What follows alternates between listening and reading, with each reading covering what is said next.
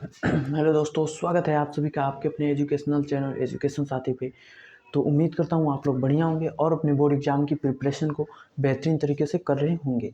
तो आज का वीडियो में हम लोग देखेंगे हिंदी साहित्य के लगभग 15 से 20 इंपॉर्टेंट ऑब्जेक्टिव को, ठीक है, जो आपके बोर्ड एग्जाम में बार बार पूछा जाता है और जिनके आने की संभावनाएं लगभग जो है बहुत ज़्यादा है, ठीक है मेरे भाई। इसीलिए हम जो है इसको लाए हैं, ठीक है। आप अच्छे से करिएगा। तो चलिए हम वीडियो को स्टार्ट करते हैं, ठीक है मेरे भाई। इन सभी का प्लेलिस्ट आपको जो है इन सभी वीडियो का प्लेलिस्ट में आपको देखने को मिल जाएगा, वहाँ से आप पढ़ सकते हैं। 12th हिंदी 2025 करके प्लेलिस्ट है, उसी में जाएंगे तो सारे के सारे हिंदी के वीडियो आपको मिल जाएंगे, ठीक है। चलिए देखते हैं मधुशाला के लेखक कौन है। तो मधुशाला के लेखक कौन हो जाते हैं? हरिवंश राय बच्चन जी। और बात करें इनकी कि इन्हीं दो रचनाएं कौन कौन सी हो जाएगी, तो एक हो जाएगा मधुकलश, मधुकलश, ठीक है। और एक और क्या हो जाएगा दोस्तों, मधुकलश के बाद एक और क्या हो जाएगा, एक मधुशाला। दो हो गई, ठीक है। अगला देखिए कि खुमान रासो किस काल की कृति है। मतलब खुमान रासो कृति है, इसके लेखक कौन है, तो कौन हो जाते हैं? दलपति विजय। अगर हम बात करें कि खुमान रासो किस युग की कवि है, तो कौन सा हो जाएगा? आदिकाल की है, ठीक है दोस्तों, आदिकाल की है। अगर आपसे हम पूछ ले कि आदिकाल की, आदिकाल क्या भैया, तो आदिकाल की दो विशेषताएं लिखिए, तो क्या हो जाएगा बताइए। एक हो जाएगा क्या? यथार्थवादी चित्रण, यथार्थवादी चित्रण, ठीक है। और दूसरा क्या हो जाएगा, क्या हो जाएगा दूसरा? हाइपरबोलिक, मतलब किसी भी चीज को बहुत बढ़ा चढ़ा कर कहना, ठीक है। मतलब ओत प्रेत की भावना, ओत प्रेत, ओत प्रोत, ओत प्रोत की भावना, ठीक है। ये हमारी हो जाएगी आदिकाल की दो विशेषताएं, ठीक है दोस्तों। अगला देखिए, देखिए इससे 3 प्रश्न क्लियर कर दिए, इससे 2 प्रश्न, ठीक है। ये प्रश्न आपको 10 दिख रहा होगा लेकिन मिलेगा 20, ठीक है। अब देखिए रंग में भंग के लेखक कौन है, कौन हो जाते हैं? मैथिली शरण गुप्त जी हो जाते हैं, ठीक है।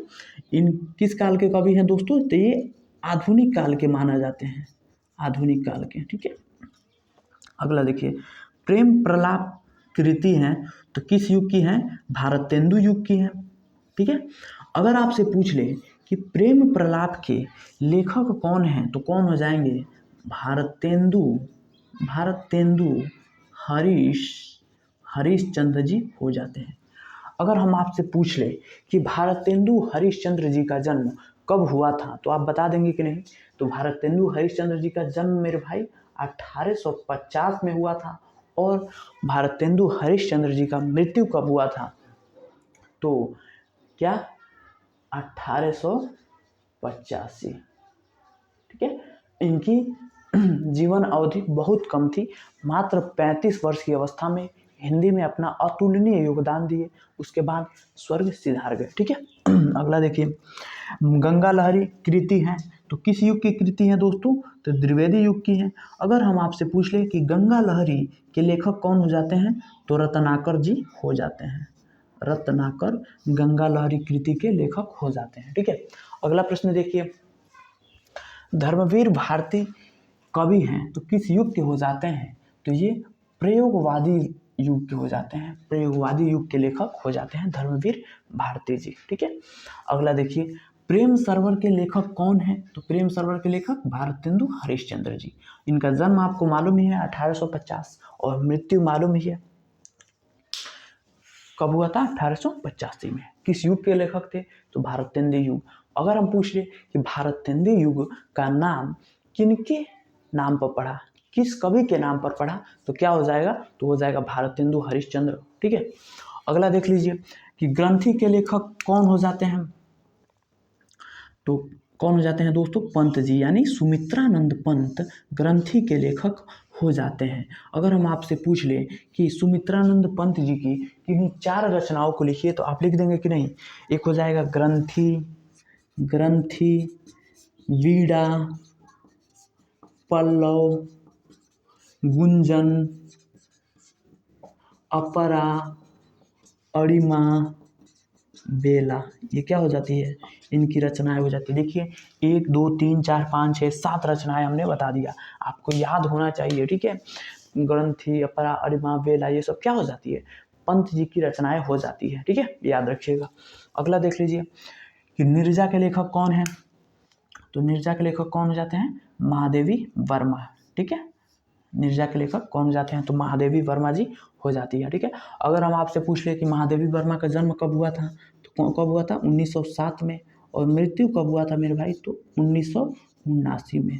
याद रखिएगा कि वर्मा जी यानी महादेवी वर्मा का जन्म 1907 में हुआ था और इनका मृत्यु 1989 में हुआ था। ठीक है, इनका एक और कृति है नारी शक्ति, निर्जा, ये सब इनकी कृति है। ठीक है, याद रखिएगा, स्क्रीनशॉट ले लीजिए।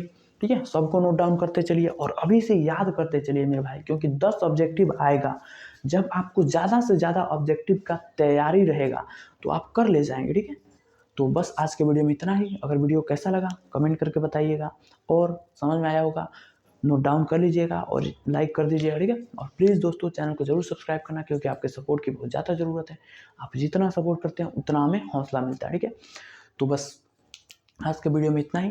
अगर किसी भी टॉपिक में आपको डाउट है तो आप कमेंट में बताइएगा, उस पर हम वीडियो जरूर ला देंगे। कोई भी टॉपिक हो, फिजिक्स, केमिस्ट्री, मैथ, ठीक है, हिंदी, इंग्लिश, कमेंट में करिएगा, हम उस पर ज़रूर वीडियो लाएंगे। ठीक है, बाकी आप लोग चैनल सब्सक्राइब करके रखिएगा, क्योंकि धुआंधार तरीके से तैयारी हो रही है और प्रीवियस ईयर मॉडल पेपर के क्वेश्चन को हम अभी करा रहे हैं। ठीक है, क्योंकि उसको करना बहुत ज़रूरी है, वही पेपर में आता है मॉडल पेपर का। साल भर क्या पढ़े उससे मायने नहीं रखता, लेकिन अंतिम में क्या देखते हैं ना, अंतिम में कौन जो लास्ट तक मेहनत करता है वही विजयी को प्राप्त करता है। ठीक है, तो आप अगर शुरू में पढ़ लिए और छोड़ दिए तो भूल जाएंगे। ठीक है, लास्ट तक आप टिके रहेंगे, पढ़ते रहेंगे, जमकर मॉडल पेपर लगाते रहेंगे। पढ़े तो बहुत है, मॉडल पेपर लगाए नहीं, एग्जाम में अगर क्वेश्चन आया नहीं, पेपर खराब हो गया। इसीलिए चैनल को सब्सक्राइब करके रखिएगा। हम मॉडल पेपर को करा रहे हैं, उससे बहुत सारे लगभग 95% क्वेश्चन उसी से देखने को मिलते हैं। ठीक है, तो ज़रूर करिएगा। बस मिलेंगे किसी और वीडियो में, तब तक के लिए पढ़ते रहिए, मुस्कुराते रहिए, अपने माता पिता का नाम रोशन करते रहिए, इस चैनल को सपोर्ट करते रहिए। एजुकेशन साथी आपके साथ है, तब तक के लिए जय हिंद।